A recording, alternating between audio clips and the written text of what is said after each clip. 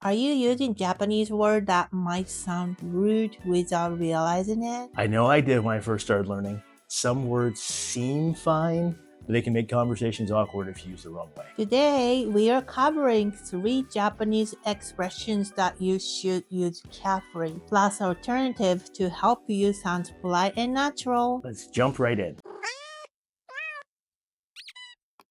Number 1. Anata, Kimi, Omae. Akiko, what's wrong with saying Anata when talking to someone? Doesn't it just mean you? Great question, Ian. Yes, Anata does mean you, but in Japanese, we rarely use it in a daily conversations. It sounds distant or even condescending depending on how it's said. For instance, if I say, あなたはどう思ってるの? How does it sound? Feels a bit cold or formal, like you're keeping some distance from me. Exactly. When you know the person's name, using anata can feel like distance or formality, lack of effort or care. My old boss used to say anata to a particular employee and I felt really uncomfortable because it sounded irritated. If it's a cultural misunderstanding, it's because the textbook taught you as anata. Instead, we use their name like イアンはどう思ってるの? That's much more natural and caring. What about Omae? I hear it a ton in anime. It sounds upsetting, like the characters are being rude or angry. Yeah, you're right. Omae is very casual. If used among close friends, omae can feel casual and friendly. It's often used by men in informal setting. If the relationship isn't close or the tone is harsh, omae can feel very disrespectful, even condescending. For example, stranger saying, お前何やってんだよ? What the heck you're doing? Would feel aggressive. In my experience, I heard few people in a higher positions at work, they called employee omae when they got really upset, which was not acceptable at all. You hear omae in some Japanese dramas, and personally, I don't use omae in daily conversations because it can come across as too rough. Tips: always use the person's name or avoid saying you entirely. Number 2, かわいそう. Akiko, kawaii means cute, right? So adding so should mean looks cute, right? You think so, but no. かわいそう actually means poor thing.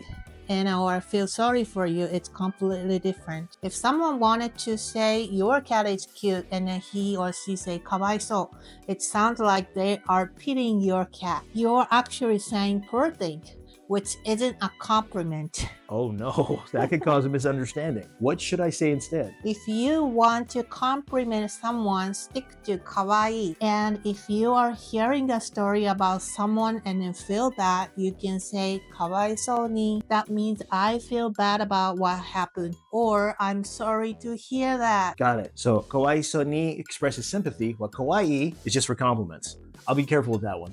Great. Number 3, いいですよ. All right, Akiko, what does いいですよ? Does it just mean okay or that's fine? Yes, here is the tricky part. It can sound you are giving someone permission, which may come across as rude, especially if they are in a higher position. If your boss apologizes for being late and then you say いいですよ, it might sound like it's fine because I said so, which feels disrespectful. Oh no, that's not good. What's a better way to say it? Well, you can softly by adding あ and using a phrase like あ、大丈夫ですよ feels more polite. What about with friends? Can I just say いいよ? Yes, even いいよ has different meaning based on your tone. Let's try. I will say いいよ in 3 different ways and then you tell me what that means, okay? All right, let's do it. First, いいよ. That sounds like... Sure, go ahead. Yes, that's correct. Now, いいよ. That feels like no thanks or I'm fine. Correct. Now, いいよ.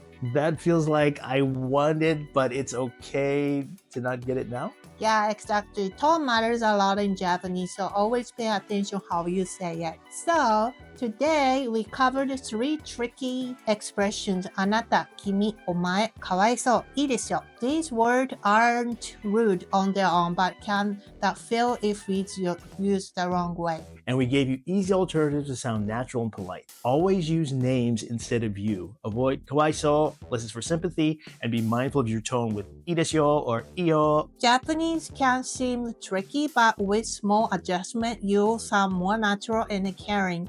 Practice these steps and see the difference. If you enjoyed this video, give it a thumbs up and subscribe. Got questions? Drop them in a comment below and then we'll see you in the next video. Bye bye. またね。見てくれてありがとう。